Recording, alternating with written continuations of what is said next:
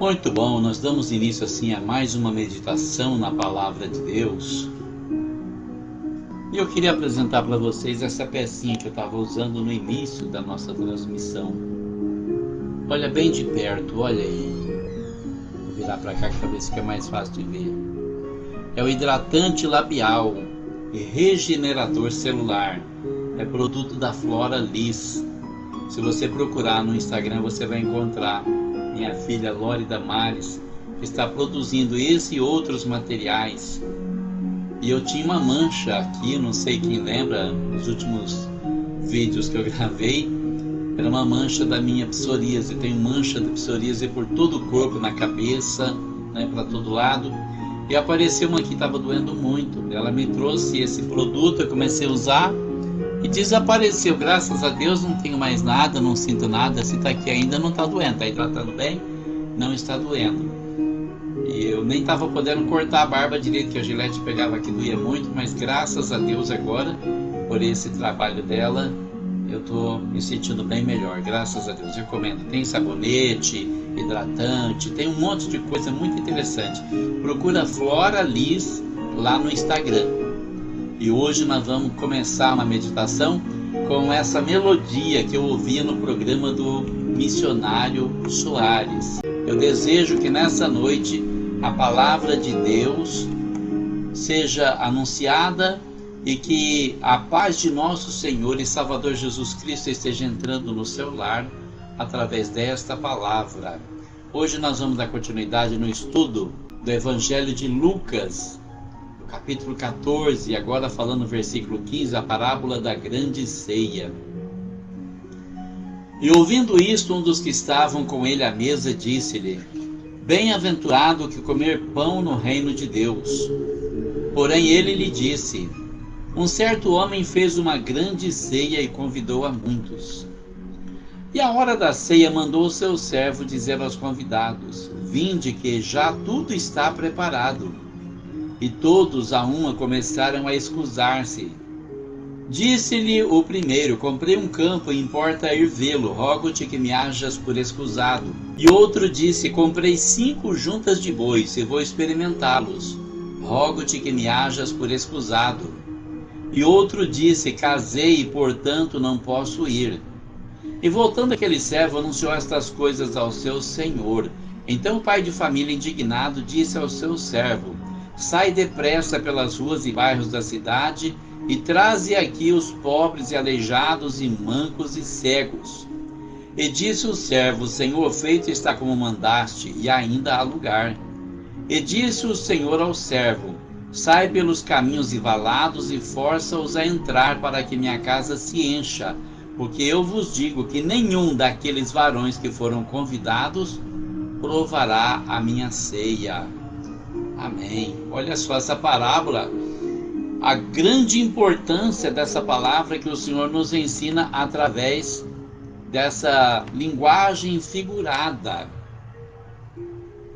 A grande ceia daquele senhor, certamente um homem importante, que foi desprezada, fizeram pouco caso. Mas onde é que começa tudo isso? A meditação vem aqui quando Jesus está pregando a palavra de Deus e chega alguém para ele e fala: Bem-aventurado aquele que comer pão no reino de Deus. Para compreender bem essa palavra na linguagem antiga que foi escrita, comer pão significava qualquer refeição, almoço, jantar, café da manhã, participar de uma ceia, qualquer coisa. Então, o que nós podemos ver é que essa pessoa que faz esse comentário, ele está preocupado com a alimentação do nosso corpo humano. Como muitos dos judeus estavam preocupados naquele tempo também, seguiam Jesus porque ele multiplicava os pães, seguia Jesus porque ele multiplicava os peixes, ele dava de comer para as pessoas, e muitas vezes as pessoas estão preocupadas apenas com bens materiais. Como manter a nossa vida? Como não deixar faltar o alimento? Como não deixar faltar recursos para essa vida? Materialismo, porque essa vida vai se acabar mais cedo ou mais tarde, de alguma forma, em algum momento. Mas a vida eterna, que é tão importante, muitas pessoas não dão importância, nem se lembram dela. Não fazem caso, não perguntam, não fazem questão de querer saber o que vai ser da sua alma eterna. Nós nascemos um dia certo, que nós vamos viver um período de tempo e depois nós morreremos. Todos morrerão. Ninguém vai escapar da morte, nem Jesus escapou da morte. Todo ser mortal há de morrer, há de passar pela morte. Somente Deus não morre, porque Deus é imortal, é eterno e não tem como Deus morrer. Mas de resto, todo mundo vai morrer. Até o Filho de Deus morreu. E estou falando do Filho de Deus na carne, não no Espírito, porque no Espírito ele também é Deus e Deus não morre. É onde que entra aquela questão novamente que as pessoas falam que Jesus era 100% homem, 100% Deus na terra. Aonde, irmão? Deus não morre, Jesus morreu. Começa pela lógica, depois você vai por outras situações, as limitações humanas de Jesus, bem descrito no Evangelho. Jesus cansou, teve fome, ficou irado, se entristeceu, foi surpreendido quando não achou figo na figueira, entre tantas outras coisas. Ah, mas como é que ele sabia de tanta coisa se alguém falar? Os pensamentos dos fariseus, a forma deles agir, o Espírito Santo na vida dele revelava para ele. Mas ele era apenas um homem. Por que Jesus tinha que ser apenas um homem? Porque se ele fosse Deus, hoje, citando o exemplo de Jesus, alguém ia falar, mas ele era Deus, por isso que ele fez isso, eu não sou. Então ele fez como homem, para que nós saibamos que nós podemos fazer o mesmo que ele fez. E ele disse antes da sua partida, aquele que crê em mim, também fará as mesmas obras que eu faço, e fará outras ainda maiores do que estas, porque eu vou para o meu Pai. O que quer dizer isso? Quer dizer simplesmente que ele vai enviar o Espírito Santo. O Espírito Santo já estava com ele, mas o Espírito Santo não ficava na terra.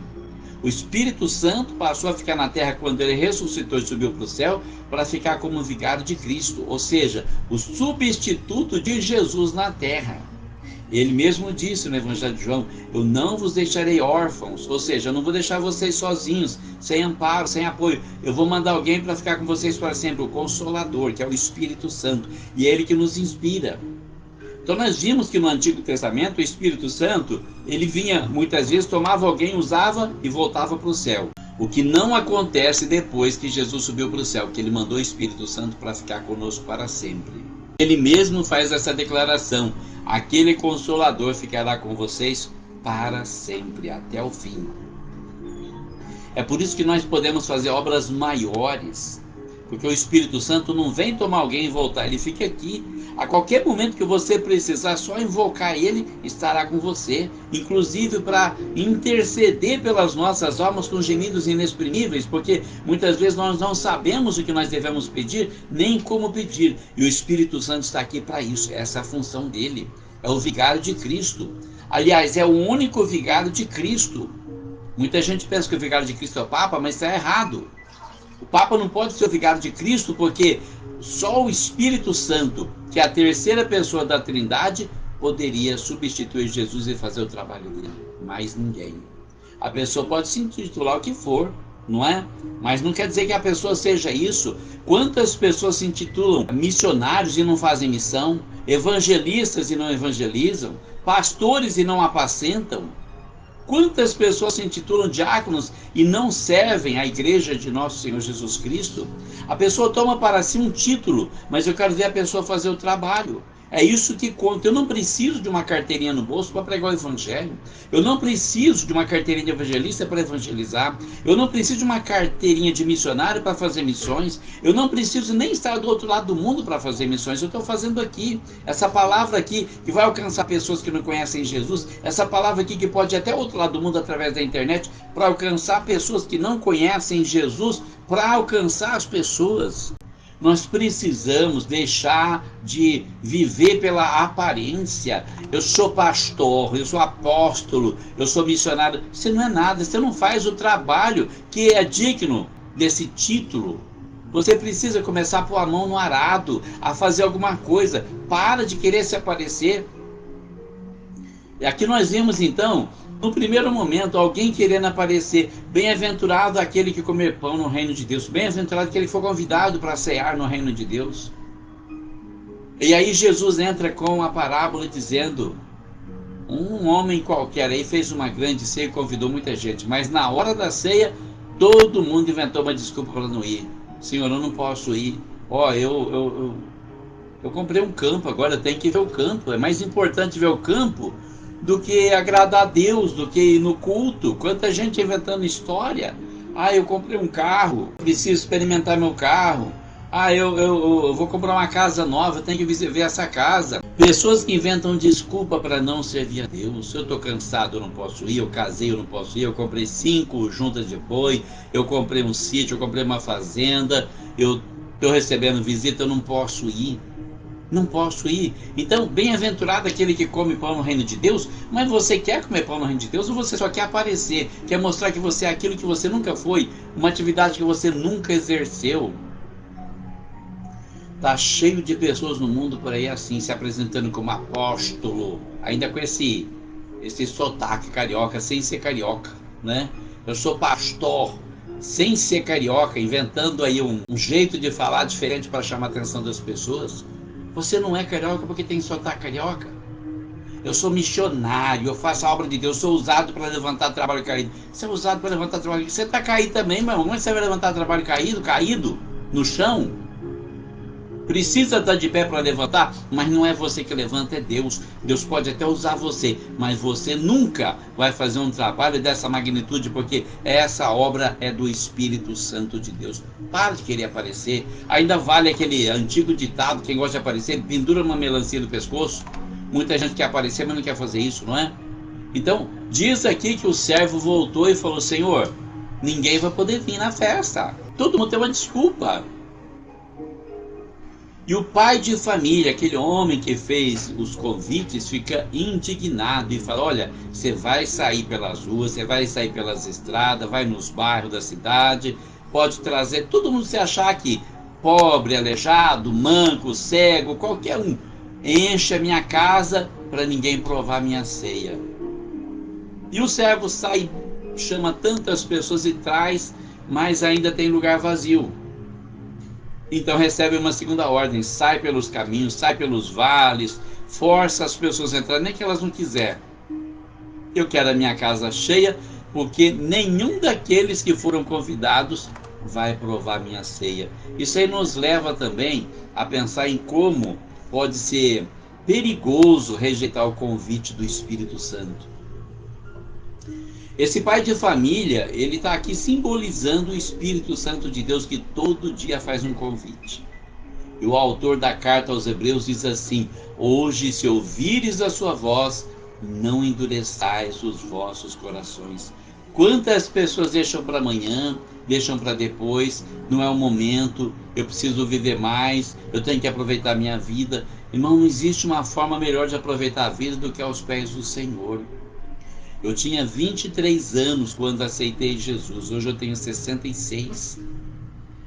Agora em março completa 43 anos servindo a Deus. Tive meus altos e baixos, meus momentos de fraqueza e dificuldade, mas sempre na presença do Senhor, sempre confiando no Senhor, sempre colocando o Senhor como prioridade.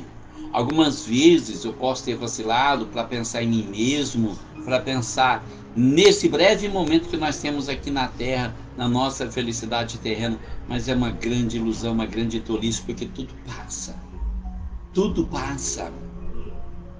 E sempre que eu tive a oportunidade de levar a palavra de Deus, irmão, nossa função no mundo é testemunhar o poder de Deus, a salvação de Deus, o amor de Deus. Não existe outro motivo para a gente ficar nesse mundo. Como eu disse no início dessa transmissão, hoje é dia 6 de janeiro de 2026. Quem garante que nós vamos terminar o mês? Quem garante que nós vamos terminar essa noite? Quem garante que amanhã nós estaremos aqui? Mas eu sei que hoje eu tenho a oportunidade de testificar, e é o que eu estou fazendo. E eu não preciso de um púlpito para pregar, eu não preciso de um microfone para pregar, eu não preciso estar num lugar cheio de gente para pregar. Eu prego aonde o Senhor me dê a palavra. É a obra de Deus que tem que ser feita, o Espírito Santo mandando: ide, pregar o Evangelho a toda criatura, aquele que crer e for batizado será salvo, aquele que não crer será condenado. É isso que diz a palavra de Deus. Então nós temos que fazer a obra de Deus. Jesus estava na terra, ele disse: convém que eu faça as obras daquele que me enviou enquanto é dia. A noite vem quando ninguém pode trabalhar. Só Deus sabe o que vai acontecer a semana que vem, o mês que vem, o ano que vem. Esse ano é ano de eleição. Só Deus sabe se esse poder maligno que está oprimindo o Brasil vai ser derrubado, ou se eles vão se perpetuar no poder e vão começar a perseguir a igreja, como lá na China já começou a perseguição, na Coreia do Norte, na Nicarágua, em tantos outros lugares. Mas hoje eu sei que eu tenho liberdade para vir aqui e falar que Jesus salva, Jesus cura, Jesus liberta, Jesus transforma a vida, Jesus batiza com o Espírito Santo, Jesus vai voltar a arrebatar a sua igreja e todos nós iremos morar no céu um dia. Eu posso vir aqui hoje e falar que Jesus transforma a vida como transformou a minha. Pensando onde eu estava, onde eu estou hoje. A obra que Deus fez na minha vida. Já escrevi 18 livros e publiquei, estou escrevendo mais um, está na página 76, 77, por aí. Contando agora a minha grande aventura na Terra. No limiar da eternidade, porque amanhã eu posso não estar mais aqui. Mas hoje eu estou testificando, não vou perder a oportunidade, porque é maravilhoso falar do Senhor, é maravilhoso falar da salvação, e não existe razão maior, mais especial e mais importante para estar nesse mundo, se não for para pregar a palavra de Deus. E eu quero pregar a palavra de Deus. Eu quero dizer para você que só Jesus salva. Se Ele te convidou para a ceia, aceita o convite de nosso Senhor. Antes que ele se entristeça e diga, você não vai entrar, não vai provar da minha ceia. Como ele disse aqui para o seu criado, encha a minha casa, porque nenhum daqueles varões que foram convidados provará a minha ceia. E alguém estava ali dizendo, olha, bem-aventurado é aquele que comer pão no reino de Deus. Mas de repente ele fala, nenhum daqueles convidados provará a minha ceia. Cuidado com a rejeição. Você rejeita hoje a salvação, o perdão, a oportunidade de ser salvo. Você rejeita a oportunidade de pertencer a um reino que nunca será abalado, mas amanhã você pode ser rejeitado também. Porque Jesus disse que naquele dia ele vai dizer, apartai-vos de mim, malditos, para o fogo eterno preparado para o diabo e seus anjos, porque nunca vos conheci. É muito sério isso. Não existe nada mais definitivo do que o céu e o inferno. Não existe nada mais definitivo do que a salvação ou a condenação. É por isso que nós precisamos fazer cada vez mais firme a nossa eleição e vocação no Senhor, como disse o apóstolo Pedro, para que nós não sejamos confundidos com esse mundo. Quantas pessoas estão perdidas, quantas pessoas não sabem o que fazer da sua vida. Eu fico pensando, eu fico imaginando o que seria chegar na idade que eu cheguei sem Jesus. Como é que alguém consegue viver nesse mundo sem Jesus? Para todo lado que você olha é só maldade, é só armadilha, é só cilada. Como é que você consegue viver segundo os padrões desse mundo e não segundo Deus? Como é que você consegue viver alheio à palavra de Deus, que nos faz ter um compromisso, uma aliança com Deus, e por essa aliança Ele nos protege, Ele nos guarda. Eu fico pensando às vezes na história da minha família. Quando aceitei Jesus, minha filha mais velha já era nascida. Meu filho mais velho estava vindo ao mundo. Ele nasceria uns 6 ou 7 meses depois da minha decisão. Depois nasceu o terceiro filho, que é o segundo dos meus filhos homens, e aí por fim nasceu minha filhinha Laura Damares. E nesses anos todos, olha o que aconteceu, meu filho Ivan tem lúpus, mas o Senhor protegeu e Ele guardou a vida dele. Meu filho mais novo, Jorge, fez muitas loucuras, como já deu testemunho aqui. Foi traficante, andou errante pelos caminhos da vida, na bebida, na droga, no cigarro, na prostituição, fazendo tudo aquilo que não era do agrado de Deus, arriscando a própria vida a cada momento. E uma vez eu perguntei para ele o que dava na tua cabeça e disse, pai, eu não sei, acho que eu não ligava com nada. Mas hoje ele olha para trás e fala, meu Deus, eu podia ter ido para o inferno para sempre, sem chance de sair. Graças a Deus que eu não fui, porque Deus preservou a vida dele. Ter uma aliança com Deus protege minha família. Minha esposa esteve morta também, mas foi curada pelo poder de Deus. Minha filha mais velha tem alguns problemas de saúde também, foi guardada também pelo poder de Deus, e está escrito lá no livro de Jó, e livrará até aquele que não é inocente, será libertado pela pureza das suas mãos. Nós precisamos confiar em Deus, entregar nossa vida para Ele, crer que Ele é tudo que nós precisamos, andar na presença de Deus, buscar fazer a sua vontade, aceitar o convite da grande ceia. Senhor, eu quero participar naquela grande ceia. Lá no livro de Apocalipse ele fala: bem-aventurado e santo aquele que for convidado para a ceia do Senhor. Bem-aventurado e santo aquele que faz parte da primeira ressurreição. Sobre estes não tem poder a segunda morte. A segunda morte é a condenação, a destituição eterna da presença de Deus. Banidos para sempre da presença do Senhor. Mas glória a Deus, porque nesse tempo de vida eu vi muito livramento e muita salvação. A minha vida foi preservada várias vezes. De 87 a 91 trabalhei na Frutesp, pegava carona, tarde da noite, era caminhoneiro, recebia o pagamento em dinheiro lá dentro da firma, colocava no bolso da camisa, ganhava bem, tinha um salário bom, descia com aquele dinheiro todo no bolso, pela pista de noite, até no trevo de baixo. Qualquer pessoa que sabia que eu morava em Viradouro podia pegar uma moto, ir lá me assaltar, me matar e roubar o meu dinheiro. Nunca aconteceu, nunca fui assaltado. Sabe o que é isso? O anjo do Senhor que te segue porque você é fiel, porque você participa da ceia do Senhor, porque você aceita o convite de Deus, você abre o seu coração para Deus e diz: Senhor, eis aqui o teu servo, seja feito na minha vida segundo a tua vontade e não segundo a minha. Porque é isso que nós precisamos fazer. Renunciar nossas próprias vontades para fazer a vontade de Deus. Como Jesus passou pela cruz, renunciando a sua própria vontade para fazer a vontade do Pai, assim também nós renunciamos a nossa vontade para fazer a vontade de Deus. E esse é o convite que ele faz nessa noite para você. Ele diz: olha, vocês são convidados para a grande ceia do Senhor. Vinde, que tudo já está preparado. Mas muitas pessoas vão começar a inventar desculpas e dizer: Senhor, eu não posso ir. Cada pessoa que diz que não pode ir é uma desculpa que a pessoa inventa. Irmão, hoje é tempo aceitável, hoje é dia da salvação. Deixa a graça de Deus transformar a sua vida. Deixa o Senhor entrar no seu coração, na sua vida, controlar a sua vida, que Ele vai levar você direitinho para o céu. Eu quero pedir oração dos irmãos para mim, para Deus preservar minha saúde, tenha dado abalada, não para prolongar minha vida na terra, mas para preservar minha saúde, para continuar pregando o Evangelho e fazendo a obra de Deus. Também peço oração para meu filho George, que tem um problema na coluna, uma hernia de disco, e também tem problema no pâncreas, está com início de diabetes. Peço oração para toda a minha família, peço oração para o pastor Lourival Martins de Oliveira, que também tem hernia de disco e também tem diabetes. E também para a igreja de Morragudo, que o Senhor nos dá um poderoso despertamento, principalmente a juventude. Alô, juventude de Morragudo, nós vamos preparar uma festinha para vocês, se Deus permitir, nos der graça, estaremos preparando uma festinha para vocês com o apoio da Mamília. E orem pelo Brasil, porque o Brasil está passando um momento difícil. Olha o que aconteceu na Venezuela. Deus pode fazer qualquer coisa, irmão. Para Deus não tem nada difícil nem impossível. Orem pela nossa nação, para o Senhor nos libertar desse jugo vermelho que está tentando escravizar a nossa nação. Que o Senhor levante libertadores e nos dê liberdade para seguir e servir ao Senhor. Permitindo Deus, na próxima terça-feira estaremos de volta. Deus abençoe você, Deus abençoe a sua família e Deus abençoe o Brasil em nome de Jesus.